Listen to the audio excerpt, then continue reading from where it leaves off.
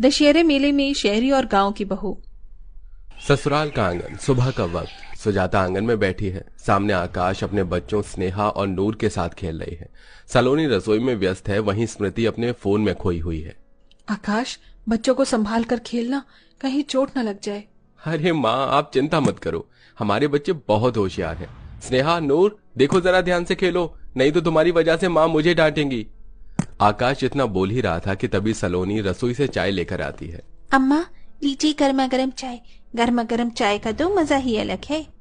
वाह सलोनी, तेरे हाथों में तो जादू है, एकदम माटी की महक है तेरे हर काम में। सुजाता के मुंह से सलोनी की तारीफ सुनकर स्मृति अपनी जगह से उठ खड़ी होती है और मोबाइल पर स्क्रॉल करते हुए रसोई की तरफ से गुजरती है। उसकी नजर रसोई में रखे पकवानों पर पड़ती है। ये सब तो बड़े हैवी हैं। आजकल तो लोग डाइट फूड खाते हैं सलोनी।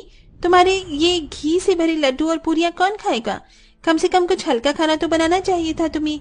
खैर, तुम्हारी कोई गलती नहीं है, तुम गांव से आई हो, तुम्हें शहर की डाइट के बारे में कुछ नहीं पता। अरे जिठानी जी, त्योहार के दिन है, इन दिनों तो सब कुछ चलता है।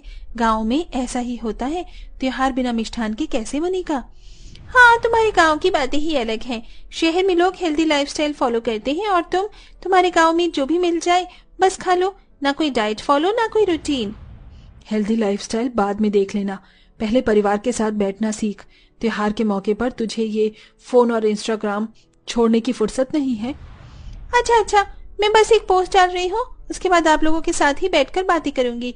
वैसे भी मेरे फोन की बैटरी खत्म होने वाली है। यह सुनते ही सुजाता एक नजर स्मृति की तरफ देखती है और उसके बाद सभी से कहती है, अच्छा सुनो, मैं ये कह रही थी कि दशहरा आने वाला है, कौन कौन दशहरे पर जाना चाहता है?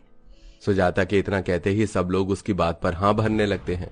क्या बात है, सभी लोग जाना चाहते हैं दशहरे पर? और नहीं तो क्या माँ, दशहरे पर कौन नहीं जाना चाहता। इस बार पूरा परिवार मिलकर दशहरे पर घूमने जाएगा। चलो अच्छी बात है, पूरा परिवार साथ होगा तो ज्यादा भी मजा आएगा।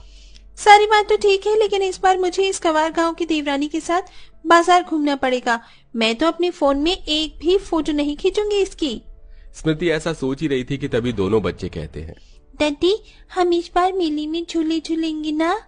हाँ डैडी, और मैं मिठाई भी खाऊंगा और बंदूक भी लेकर आऊंगा। हाँ, सब करेंगे, बस पहले तैयार हो जाओ। सलोनी, तू सबका ध्यान रखना, सब सही वक्त पर तैयार हो जाएं। दशहरे पर अगर लेट हो गए तो बहुत ज्यादा भीड़ मिलेगी वहां पर।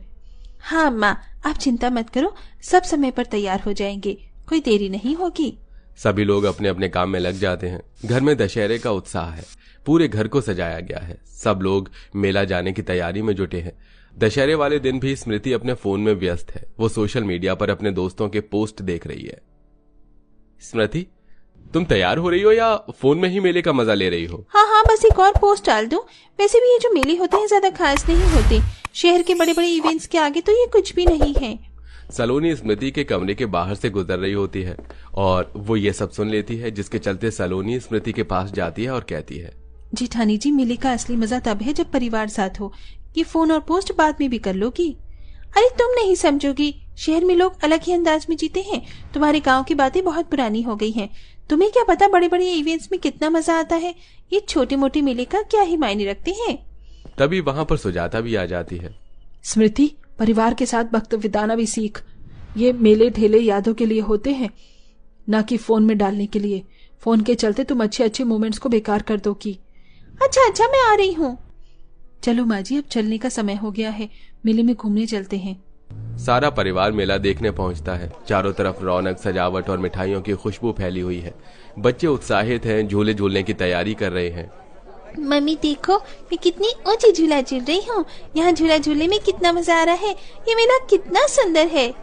एक सेल्फी तो बनती है, ये फोटो इंस्टा पर डालूंगी, सारे लोग देखेंगे। आखिर हम लोग मेला भी तो घूमने आ सकते हैं। छोटी मोटी जगह है तो क्या हुआ, हर जगह की सेल्फी होनी चाहिए। जेठानी जी, पहले स्नेहा को संभाल लो। मेले में बच्चे अकेले नहीं घूमने चाहिए। अगर बच्चे इधर उधर हो गए तो उन्हें ढूंढने में बहुत मुश्किल हो जाएगी।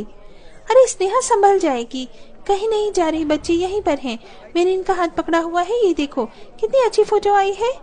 इस बीच सलोनी पूरे परिवार का ध्यान रखती है, लेकिन स्मृति से अपने बच्चे भी संभाले नहीं जाते। सेल्फी खींचते हुए वो बच्चों का हाथ छोड़ देती है। ये सलोनी देख लेती है और वो बच्चों को संभालती है। सास ससुर को साथ लेकर मेले के अलग अलग स्टॉल दिखाती है, मगर कोई आगे पीछे हो जाता है तो वो पहले पूरे परिवार को एक साथ करती है और उसके बाद आगे किसी चीज को देखने बढ़ती है। सलोनी तू सच में घर की लक्ष्मी है। देख कैसे सबको साथ लेकर चल रही है। तेरे साथ तो मेले में घूमने का मजा ही अलग आ रहा है।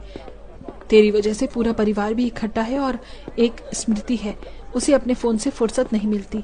शहरी बहू नहीं हो गई, बता नहीं बवाल हो गया है। अम्मा, हम गांव वाले ऐसे ही होते हैं। परिवार के बिना हमारा कोई त्योहार पूरा ही नहीं होता, और जहाँ भीड़ भड़क्का होता है वहाँ तो परिवार का खास ख्याल रखना पड़ता है। कोई बात नहीं, जेठानी जी को भी धीरे धीरे इन चीजों की समझ आ ही जाएगी। हमें तो बचपन से ही ये सब सिखाया जाता है। स्मृति अब भी अपने फोन में लगी रहती है। वो बार बार मेले की तस्वीरें खींचकर सोशल मीडिया पर डाल रही है। वाह, ये तो बढ़िया फोटो आई है। इसे तो हजारों लाइक्स मिलेंगे। मैंने तो इस बार बहुत सारी फोटोज खींच ली। वैसे इतना बुरा भी नहीं है ये मेला। आकाश, रोहन और बच्चे सब सलोनी के साथ खेल कूद में व्यस्त हैं। स्मृति अपने फोन के चलते परिवार से दूर होती जा रही है। उसे पता ही नहीं चलता कि उसका परिवार कुछ ही समय में कहां गायब हो गया। दशहरा मेला खत्म होने के बाद सभी घर लौटते हैं। सलोनी के साथ पूरा परिवार खुश होकर हंसी मजाक करता हुआ घर आता है, जबकि स्मृति अकेली पीछे रह जाती है। अरे, मेरा परिवार कहाँ है? मेरे बच्चे, पति, माँ, बाबूजी, कोई दिखाई नहीं दे रहा। कहाँ गए सब लोग?